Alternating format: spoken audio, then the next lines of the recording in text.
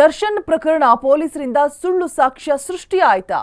D gang ವಿರುದ್ಧದ ಕೊಲೆ ಪ್ರಕರಣಕ್ಕೆ ಇದೀಗ ಬಿಗ್ ಟ್ವಿಸ್ಟ್ ಸಿಗ್ತಾ ಇದೆ.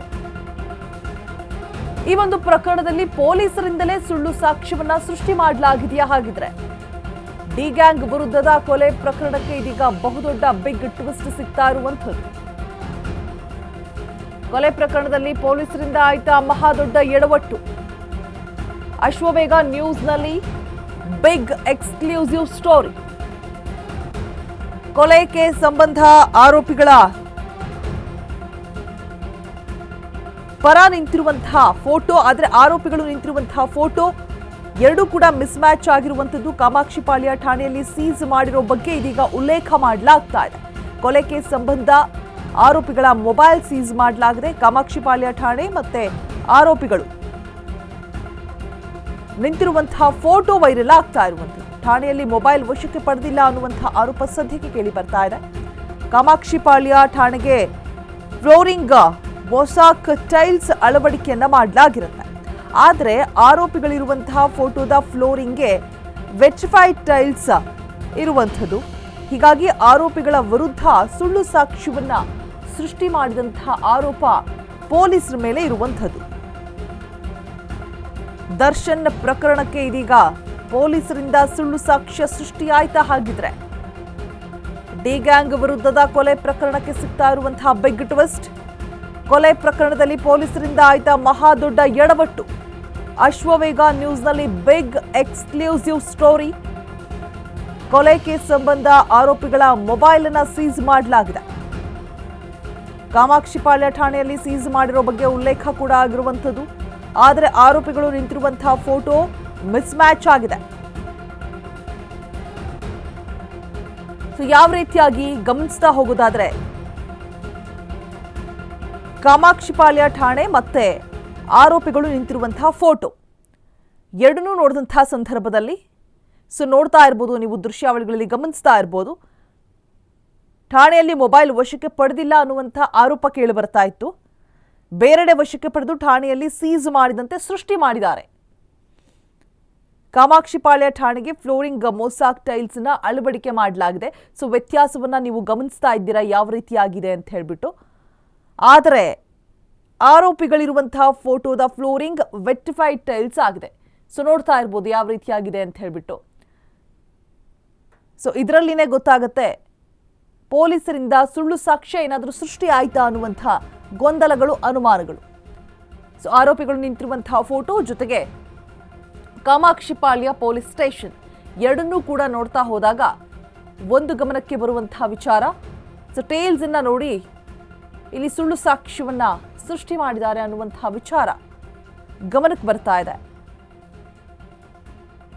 ಆ ಫ್ಲೋರಿಂಗ್ ಅನ್ನ ಗಮನಿಸ್ತಾ ಹೋದಾಗ ಫ್ಲೋರಿಂಗ್ ಮೊಸಾಕ್ ಟೈಲ್ಸ್ ಅನ್ನ ಅಳವಡಿಕೆ ಮಾಡಿದ್ದಾರೆ ಕಾಮಾಕ್ಷಿಪಾಳ್ಯ ಠಾಣೆಗೆ. ಆದರೆ ಆರೋಪಿಗಳು ನಿಂತಿರುವಂತಹ ಫೋಟೋದ ಫ್ಲೋರ್ಸ್ ಅನ್ನ ಅಬ್ಸರ್ವ್ ಮಾಡ್ತಾ ಹೋದಂತಹ ಸಂದರ್ಭದಲ್ಲಿ ವೆಟ್ರಿಫೈಡ್ ಟೈಲ್ಸ್ ನಮಗೆ ಕಾಣಸಿಗ್ತಾ ಇದೆ ಕೂಡ.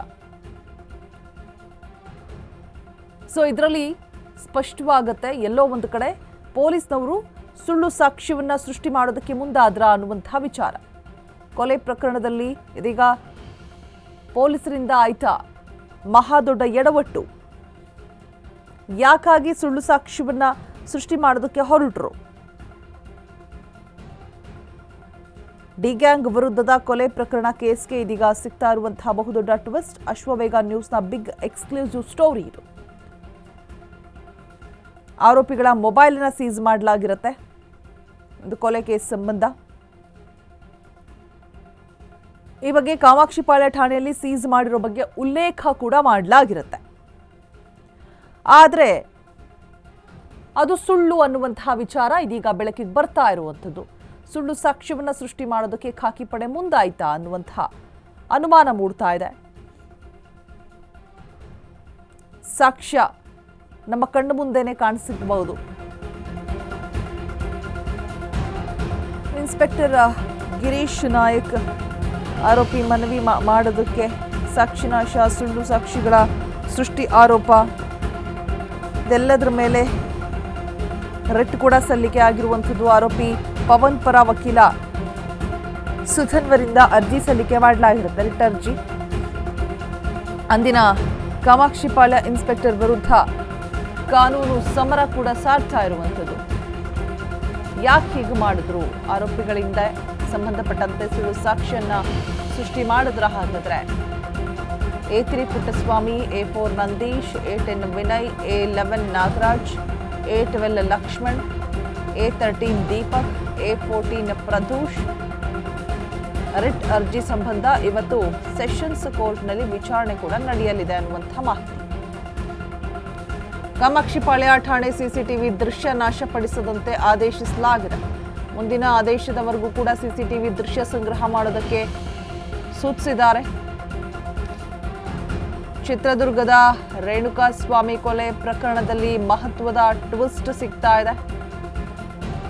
ಅಂದಿನ ಕಾಮಾಕ್ಷಿಪಾಳ್ಯ ಇನ್ಸ್ಪೆಕ್ಟರ್ ವಿರುದ್ಧ ಕೋರ್ಟ್ಗೆ ಅರ್ಜಿಯನ್ನು ಸಲ್ಲಿಕೆ ಮಾಡಲಾಗಿತ್ತು. ರೇಣುಕಾಸ್ವಾಮಿ ಕೊಲೆ ನಡೆದಾಗ ಇದ್ದಂತಹ ಕಾಮಾಕ್ಷಿಪಾಳ್ಯ ಇನ್ಸ್ಪೆಕ್ಟರ್ ಗಿರೀಶ್ ನಾಯ್ಕರನ್ನ ಆರೋಪಿಯನ್ನಾಗಿ ಮಾಡುವಂತೆ ಮನವಿ ಕೂಡ ಮಾಡಲಾಗಿತ್ತು. ಸಾಕ್ಷಿನಾಶ, ಸುಳ್ಳು ಸಾಕ್ಷಿಗಳ ಸೃಷ್ಟಿ ಆರೋಪದ ಮೇಲೆ ಆರೋಪಿಯನ್ನಾಗಿ ಮಾಡುವಂತೆ ರಿಟ್ ಕೂಡ ಸಲ್ಲಿಕೆ ಮಾಡಲಾಗಿತ್ತು. ಆರೋಪಿ ಪವನ್ ಪರ ವಕೀಲ ಸುಧನ್ವಾರಿಂದ ಸೆಷನ್ಸ್ ಕೋರ್ಟ್ಗೆ ಅರ್ಜಿಯನ್ನು ಸಲ್ಲಿಕೆ ಮಾಡಲಾಗಿತ್ತು. ರೇಣುಕಾಸ್ವಾಮಿ ಕೊಲೆ ಆರೋಪಿಗಳಿಗೆ ಸಂಬಂಧಪಟ್ಟಂತೆ ಸುಳ್ಳು ಸಾಕ್ಷಿಗಳನ್ನ ಸೃಷ್ಟಿ ಮಾಡಿರುವಂತಹ ಆರೋಪ ಇದೀಗ ಕೇಳಿ ಬರ್ತಾ ಇರುವಂಥದ್ದು. A3 Puttaswamy, A4 Nandish, A10 Vinay, A11 ಆದಂತಹ ನಾಗರಾಜ್ ಆರೋಪಿ,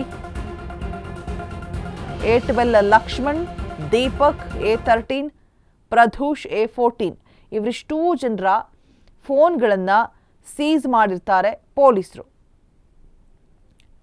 ಆರೋಪಿಗಳ ಫೋನ್ಗಳನ್ನು ಕಾಮಾಕ್ಷಿಪಾಳ್ಯ ಪೊಲೀಸ್ ಠಾಣೆಯಲ್ಲಿ ಸೀಸ್ ಮಾಡಿರೋ ಬಗ್ಗೆ ಉಲ್ಲೇಖ ಕೂಡ ಮಾಡಲಾಗಿರುತ್ತೆ. ಪಂಚರ ಸಮಕ್ಷಮದಲ್ಲಿ ಈ ಫೋನ್ಗಳ ವಶಕ್ಕೆ ಪಡೆದುಕೊಂಡು ಸೀಸ್ ಮಾಡಲಾಗಿದೆ ಅನ್ನುವಂಥ ವಿಚಾರ ಕೂಡ ಈ ಒಂದು ಚಾರ್ಜ್ ಶೀಟ್ನಲ್ಲಿ ಉಲ್ಲೇಖ ಕೂಡ ಮಾಡಲಾಗಿರುತ್ತೆ.